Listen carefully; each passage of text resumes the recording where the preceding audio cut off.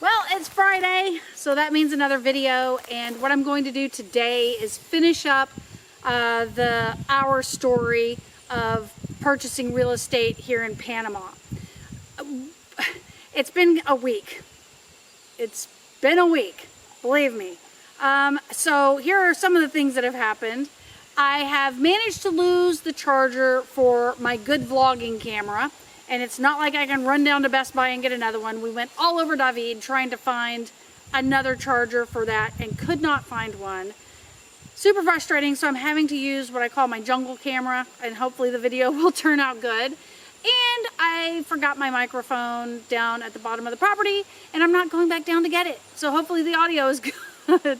All right, so all of that said, I am sitting at another part of our property right now, and this is a really special part of our property. We're about halfway down the property, the road being that way, obviously the ocean being that way, and this is the site where we will eventually build our home.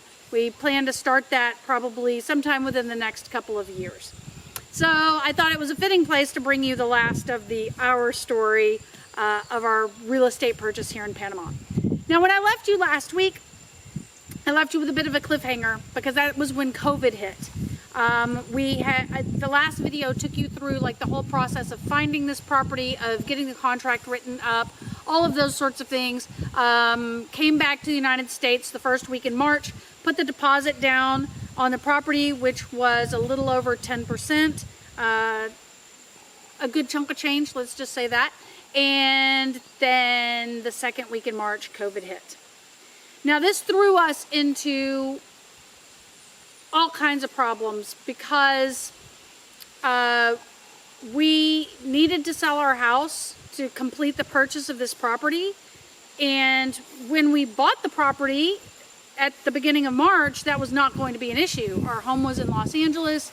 Homes in our area would not even sit on the market for a week, and they would have multiple offers over asking. So like selling the property was not even a concern of ours. But then COVID hit, and when COVID hit, Los Angeles shut down the real estate market, like completely. You couldn't have open houses, you couldn't do anything. The only way someone could buy your house is if they bought it like online via the pictures, and no one is going to spend hundreds upon hundreds of thousands of dollars for a house that they have not seen in person. So this kind of started a good 7 solid months of absolute stress. As the months dragged on, we really had to make a decision about selling the house. We were very concerned that with COVID, the housing market might crash in Los Angeles. And so we wanted to just go ahead and sell. And even if we couldn't get this property, at least we'd be out of that property and not have to take a hit if the market crashed. We were up near the top anyway at that point. So we went ahead and we put the house on the market, still not knowing what we were going to do about this Panama property. And it took us about 2 months to sell our house. Then, during all of this, the borders were closed in Panama. So even though our house had now sold, and it was, where were we at? We were in midsummer. Oh, so let me back up a minute. Because of COVID, I had to contact the seller and say, look, I know that our original closing date was, I think it was July 1st, but we had planned that, I mean, that was like our buffer zone of months, okay? I knew we would be done before then, but I always build myself a buffer in. And now we were approaching, we had put the house on the market and we were approaching our close date on this property. Again, without selling our house, we couldn't close on this property. So I approached the seller and I said, look, can we extend our closing date because of all of these circumstances? And she agreed, and we actually left our closing date open-ended. We wrote another contract, or like an addendum to our contract, that basically said that we would have 3 months from the time that the borders opened and all COVID restrictions between the United States and Panama had been lifted. You know, little did we know that, you know, here we sit a year later and there are still restrictions, right? Like nobody thought that it was going to last this long. So now with the extended closing date, that took a little bit of the stress off of us.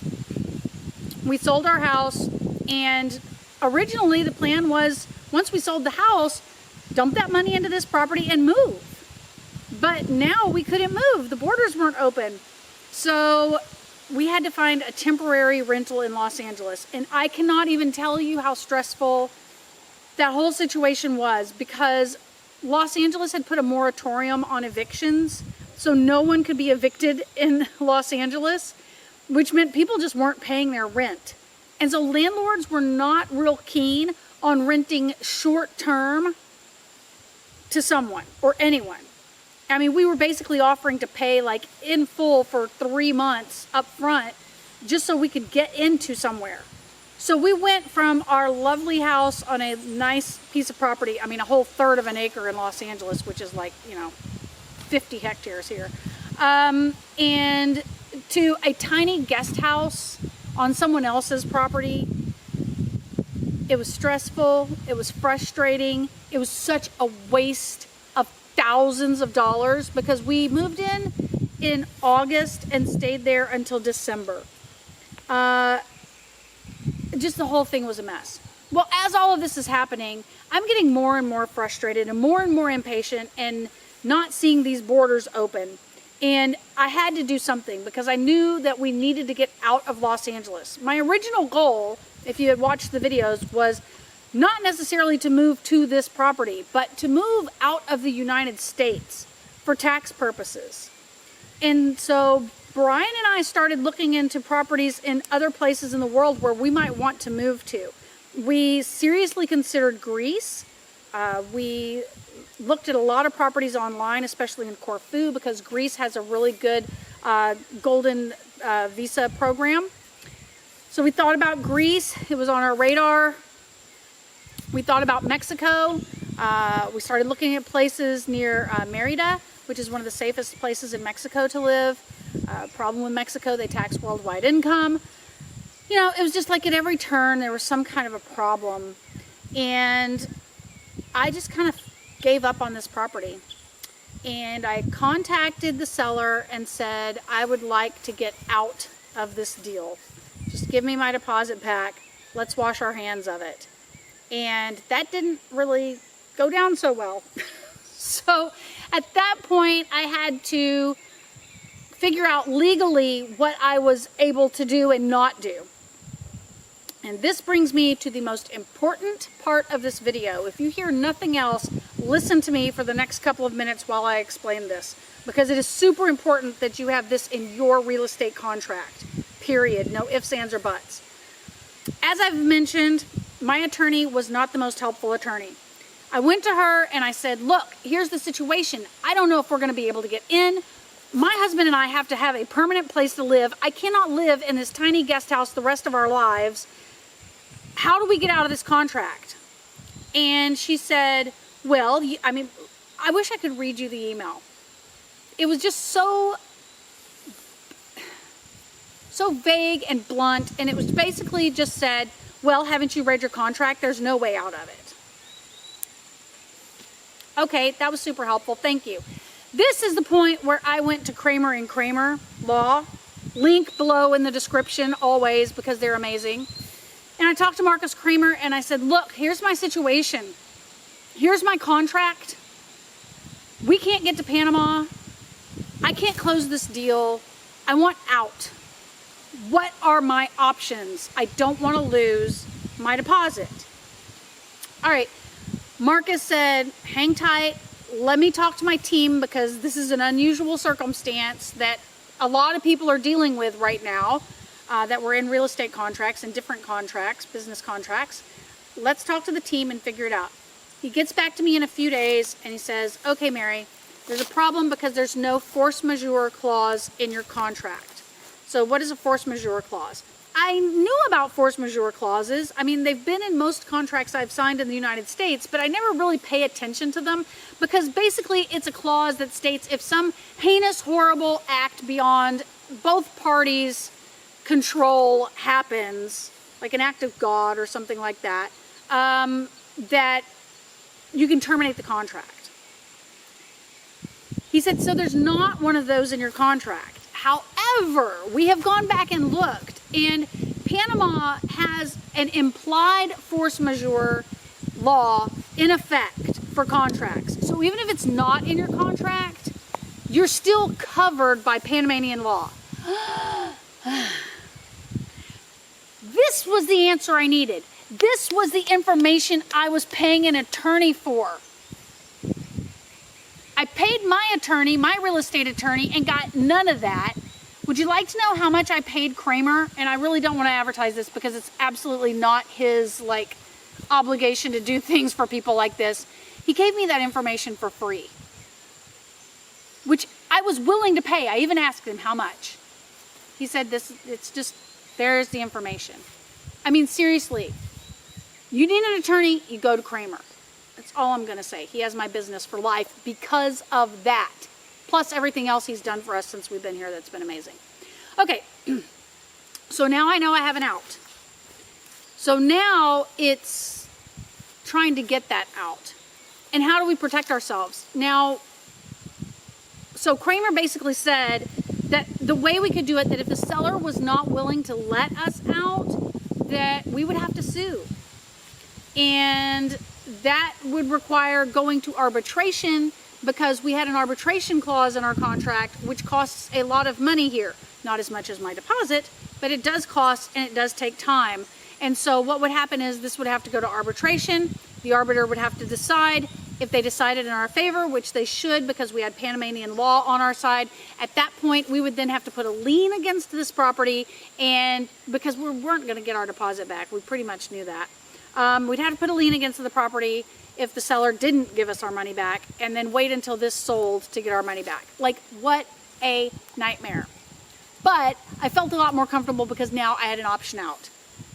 What I'm going to tell you is that even though Panamanian law does protect you under force majeure, in the days and times we're living in, which are unbelievably crazy, make sure you have that clause written in to your contract.